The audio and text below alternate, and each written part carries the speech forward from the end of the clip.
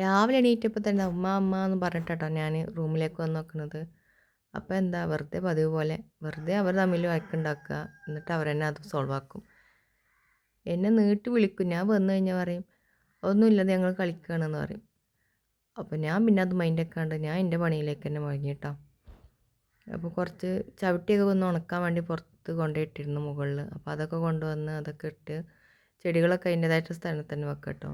എനിക്ക് ഈ ചെടികളോട് ഭയങ്കര ഇഷ്ടമാണ്. ഇപ്പം അധികം വരുമ്പോൾ ആൾക്കാരൊക്കെ വരുമ്പോൾ പറയും എന്തിനാ ഇങ്ങനെ ചെടിയൊക്കെ അകത്തോട് നിൽക്കുന്നത് എന്നൊക്കെ ചോദിക്കും. പക്ഷേ എനിക്കെന്തോ പ്ലാസ്റ്റിക് ചെടിയോട് ഇഷ്ടം അത്ര വലിയ ഇഷ്ടമല്ല. അതിനിപ്പോൾ എത്ര വലിയ വരണ്ടിയാണെന്ന് പറഞ്ഞാലും. പക്ഷേ സാധാ ചെടി ഇനി ചെറുതാണെങ്കിലും എനിക്ക് ജീവനുള്ള ചെടികളാണ് കേട്ടോ കൂടുതൽ ഇഷ്ടം. അപ്പോൾ ഇന്ന് ചപ്പാത്തി ആക്കാമെന്ന് കരുതി. പിന്നെ ഇഡ്ഡലി ഉണ്ട്. അപ്പോൾ ചപ്പാത്തി തൽക്കം മോനോട് ചുടാൻ ഏൽപ്പിച്ചിട്ട് അവർക്ക് കുറേ ജോലിയും കൊടുത്ത് ഞാൻ പിന്നെ മുറ്റം ക്ലീൻ ചെയ്യണം പണിക്കിറങ്ങി. അപ്പോൾ നമ്മൾക്ക് വീട്ടിൽ ഇലകളൊന്നുമല്ല, ഇത് അവിടുന്ന് ഇവിടുന്നൊക്കെ കടെടുത്ത് വന്ന ഇലകളാട്ടോ. എവിടുന്നൊക്കെ പാറി വന്നതെന്ന് എനിക്ക് തന്നെ അറിയില്ല. അപ്പോൾ അതൊക്കെ ഒന്ന് വൃത്തിയാക്കി നീറ്റാക്കിയിട്ട് വെറുതെയാണ്, എന്നാലും നമ്മളൊരു ആശ്വാസത്തിന് വേണ്ടിയിട്ട് അതൊക്കെ ഒന്ന് വൃത്തിയാക്കി വൈകുന്നേരം ആകുമ്പോഴേക്ക് വീണ്ടും അതുപോലെ ഉണ്ടാവും കേട്ടോ, കുന്നുപോലെ ഇലകൾ.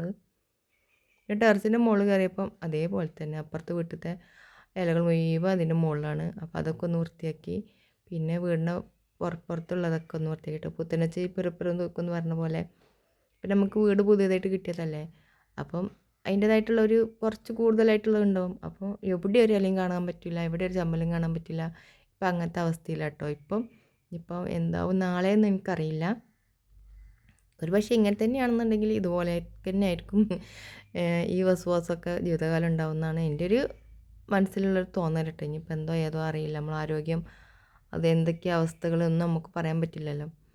അപ്പോൾ മക്കളെയും കൂട്ടിയിട്ടാണ് ക്ലീനിങ്ങിൻ്റെ പരിപാടിക്കൊക്കെ ഇറങ്ങിയത്. അപ്പോൾ ഇഡലി കുറച്ച് ഉണ്ടാക്കിയിട്ടുള്ളൂ, കുറേ ഒന്നും ഉണ്ടാക്കിയിട്ടില്ല.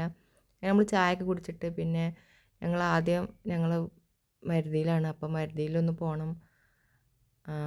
SARൻ്റെ ഫോമിലൊന്ന് ഒപ്പിടിക്കാനുണ്ട്. അതുപോലെ അതിലെന്തൊക്കെയോ ഒരു ചെറിയൊരു മിസ്മാച്ചൊക്കെ ഉണ്ടെന്നൊക്കെ പറഞ്ഞിട്ട് അതിന് കുറച്ച് പ്രൂഫൊക്കെ കൊണ്ടുപോയി കൊടുക്കണമായിരുന്നു കേട്ടോ.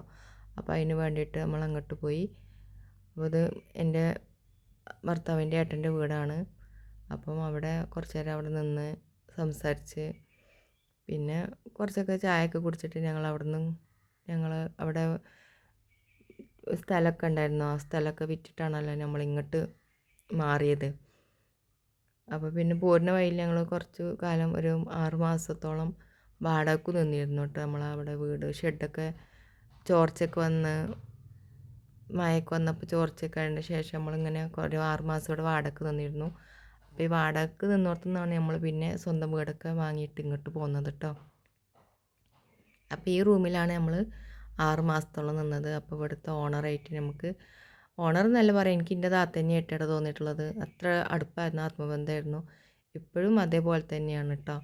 പിന്നെ ഞങ്ങൾ വീട്ടിലേക്ക് എത്തിയപ്പോൾ എൻ്റെ രണ്ടാമത്തെ ഏട്ടത്തി വന്നു. കുറച്ച് നേരം അവളും ഒന്ന് വർത്താനൊക്കെ പറഞ്ഞ് കുറച്ച് കഴിഞ്ഞപ്പോൾ അവളും പോയിട്ടോ. പിന്നെ കുറേ തുണികളൊക്കെ മടക്കിക്കാണ്ടായിരുന്നു. അതൊക്കെ ഒന്നെടുത്ത് മടക്കിക്കുക എന്നുള്ളത് ഏറ്റവും വലിയ ടാസ്ക്കാണല്ലോ. ഇനി മടക്കി വെച്ചൊന്ന് കൂട്ടിക്കുക, അതൊക്കെ കൊണ്ടുപോയി അതിൻ്റേതായിട്ട് സ്ഥാനത്ത് വെക്കുക. അതാണ് ഏറ്റവും വലിയ ടാസ്ക്കായിട്ട് എനിക്ക് തോന്നിയിട്ടുള്ളത്. പിന്നെ എന്തെങ്കിലും ഒരു സാധനം എടുത്ത് കഴിയുമ്പം അത് അങ്ങോട്ടോ ഒന്ന് വലിച്ചിടുകയില്ലെങ്കിൽ നീങ്ങി കിടക്കുക കണ്ടാൽ പിന്നെ അതൊരു അസ്വസ്ഥതയാണ്. അപ്പോൾ പിന്നെയും വലിച്ചിട്ട് വീണ്ടും മടക്കി വെക്കും. ഇങ്ങനെയൊക്കെ ചെറിയൊരു OCD പ്രശ്നമൊക്കെ ഉണ്ട് കേട്ടോ. അങ്ങനെയുള്ള എത്ര ആൾക്കാരുണ്ട് എന്നുള്ളതൊന്ന് കമൻറ്റ് ചെയ്യണേ. അപ്പം ഈ OCD മനസ്സിൽക്കൊരു സന്തോഷം കേട്ടോ. കാരണം നമ്മൾ കഴിയുന്ന കാലത്തോളം, നമ്മൾ ആരോഗ്യമുള്ളിടത്തോളം കാലം ഇങ്ങനെയൊക്കെ പോകണം എന്നാണ് എൻ്റെ ഒരു ആഗ്രഹം. അപ്പം മോനാണ് വീഡിയോ ഓഫാക്കി ഓണാക്കിയൊക്കെ തരുന്നത് കേട്ടോ. അവിടെ ഉണ്ട്, പിടിച്ച് നിർത്തിയിരിക്കുകയാണ്. ഇന്നിപ്പോൾ അവരെയൊക്കെ വീഡിയോ എടുക്കാനൊന്നും മക്കൾക്ക് തീരെ ഇഷ്ടമല്ല, ആ ഭാഗത്തേക്കേ വരാറില്ല. പിന്നെ എങ്ങനെയൊക്കെയോ പിടിച്ച്